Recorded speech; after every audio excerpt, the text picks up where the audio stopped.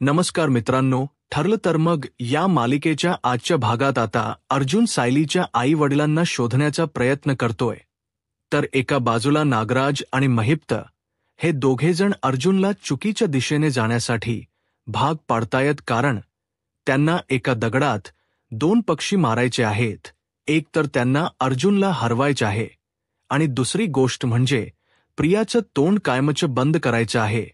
त्यामुळे त्यांनी अर्जुनला आता सायलीच्या आईवडील शोधण्यामध्ये नाही तर प्रियाचे आईवडील शोधण्यामध्ये महिप्त नागराजने मदत केलेली असते. आणि त्यामुळे प्रेक्षकांनो, अर्जुन आता सायलीचे आईवडील म्हणून प्रियाच्या आई-वडिलांच्या घरी जातो. तिथे गेल्यानंतर तो सत्य शोधून काढण्याचा प्रयत्न करत असतो. पण प्रेक्षकांनो, जेव्हा इथे अर्जुनला प्रियाच्या आई-वडिलांवरती संशय येतो की ते सायलीचे आईवडील कदाचित नसू शकतात, तेव्हा अर्जुनने शहानिशा करण्यासाठी महत्त्वाचं पाऊल उचललेलं असतं.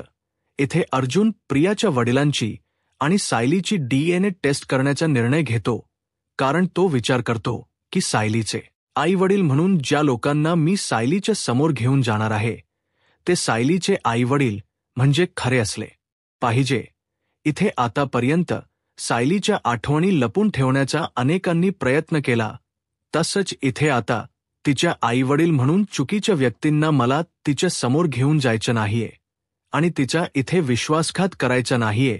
तेव्हा इथे अर्जुन म्हणतो की सायलीच्या कुठल्याही आई-वडिलांना मी तिच्या समोर घेऊन जाणार नाहीये, तर पूर्णपणे शहानिशा करणार आणि खातर जमा केल्यानंतरच मी त्या व्यक्तींना सायलीच्या समोर घेऊन जाणार, तिचे आईवडील म्हणून, असं अर्जुन ठरवतो.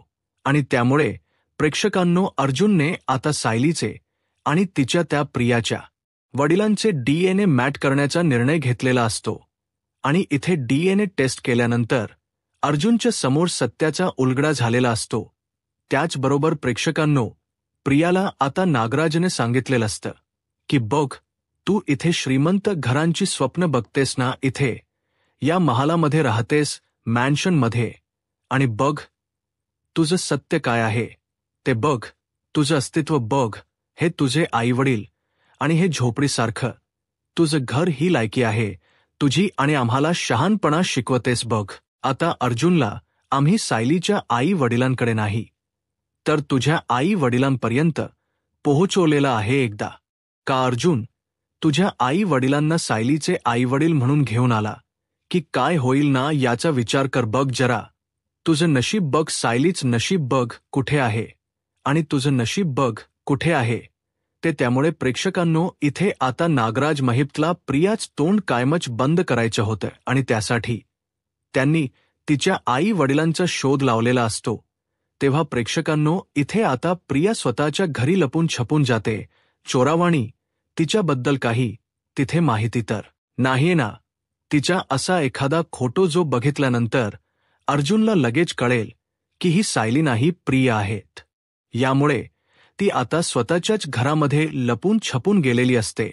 काही अशा गोष्टी ज्या तिला तिथून बाजूला करायच्या असतात, ज्या तिची ओळख प्रिया म्हणून अर्जुनच्या समोर आणतील, अशा गोष्टी तिला तिथून नष्ट करायच्या असतात.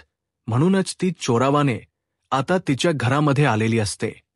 आणि तेव्हा प्रेक्षकांनो, इथे आता सदाशिव लोखंडे, तिचे वडील आणि तिची आई दोघेजण मिळून प्रियाची चोर म्हणून धुलाई करतात. तर प्रेक्षकांनो, येणाऱ्या भागामध्ये कशा पद्धतीने या गोष्टी घडत जाणार आहेत, उलगडत जाणार आहेत, आपण सविस्तरपणे बघूया प्रेक्षकांनो. आपण बघितलं इथे आता महिप्त आणि नागराज यांनी खूप मोठी खेळ केलेली असते. महिप्तने हवालदार पाटीलला हाताशी धरून आता बबलीच्या नावाने मिसिंग कंप्लेंट नोंदवायला सांगितलेले असते. तेव्हा इथे हवालदार पाटील म्हणत असतात, पण सर, मी असं करू शकत नाही, कारण तिच्या विरोधामध्ये मिसिंग कंप्लेंट नाही, तर तिच्या विरोधामध्ये तक्रार नोंदवलेली आहे, तिने चोरीमारी केलेली आहे.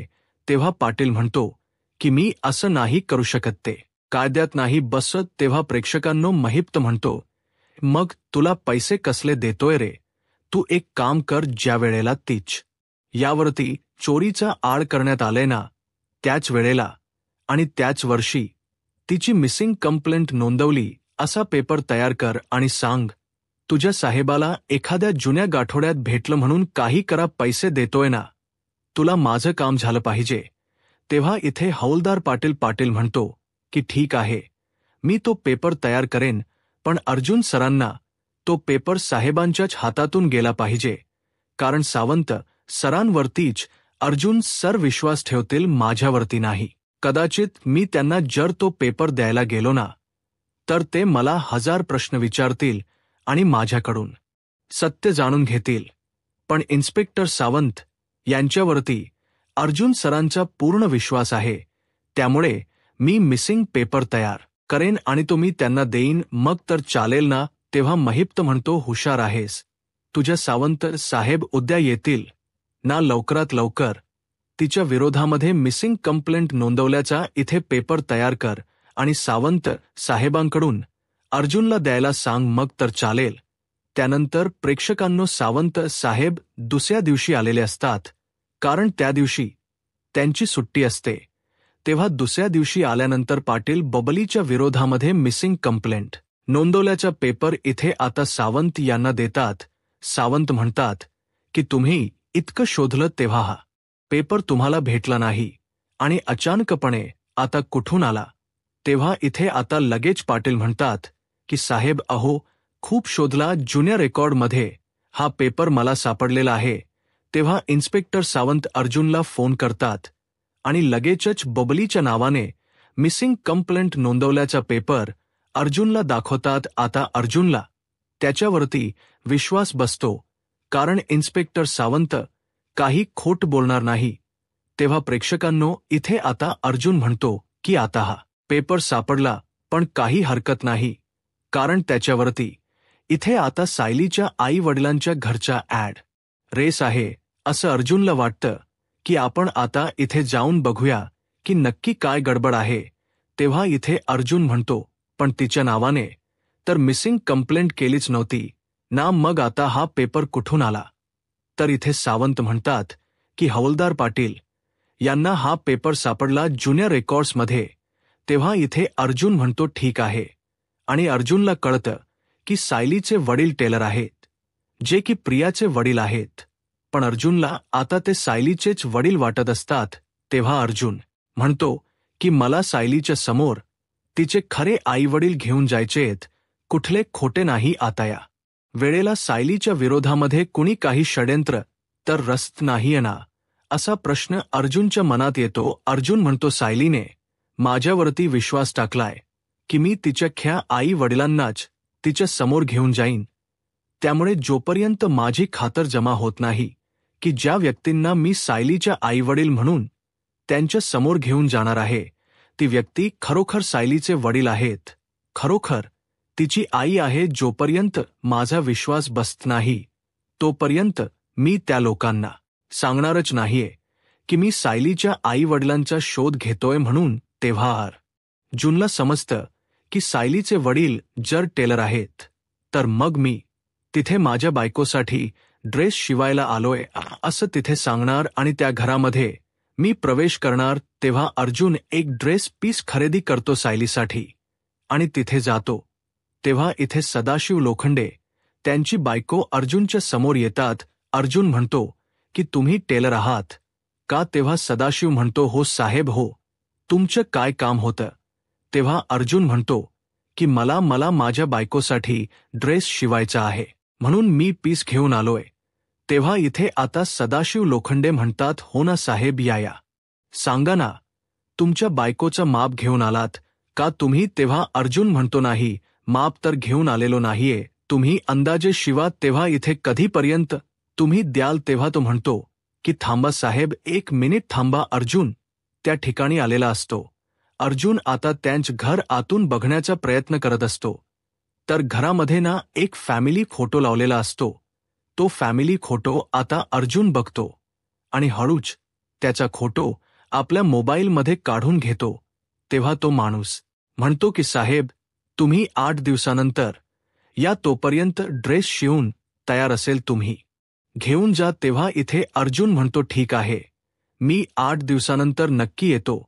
तेव्हा अर्जुन बोलता बोलता विचारपूस करत असतो की तुम्हाला मुलं किती? तर तो 5 मुली नाही सांगत 4च मुली सांगतो. त्यानंतरला अशी बरीचशी माहिती तो मिळवण्याचा प्रयत्न करत असतो. पण जेव्हा इथे आता सदाशिव लोखंडे आणि त्यांची बायको म्हणजे प्रियाचे आईवडील यांच्याबरोबर अर्जुन बोलत असतो ना, तेव्हा त्याच्या लक्षात येतं की हे लोक खोटाडे आहेत, काहीतरी लपवण्याचा प्रयत्न करतायत. मला हे लोक चांगले वाटत नाहीयेत अशी फिलंग आता अर्जुनला येते. अर्जुन तिथून बाहेर पडतो आणि तो आपल्या मनामध्ये म्हणतो की हे लोक सायलीचे आईवडील असू शकत नाही. म्हणजे सायली यांच्या इथे लहानाची मोठी झाली असेल, अगदी 6 वर्षांपर्यंत. असं बघून तरी मला वाटत नाहीये कसे वागतायत ते लोक, कसे बोलतायत. जे काही बोलतायत ते त्यांनाच कळत नाहीये काय बोलायचं. या लोकांना खरं हे सायलीचे आईवडील असतील का? माझा तर विश्वासच बसत नाहीये.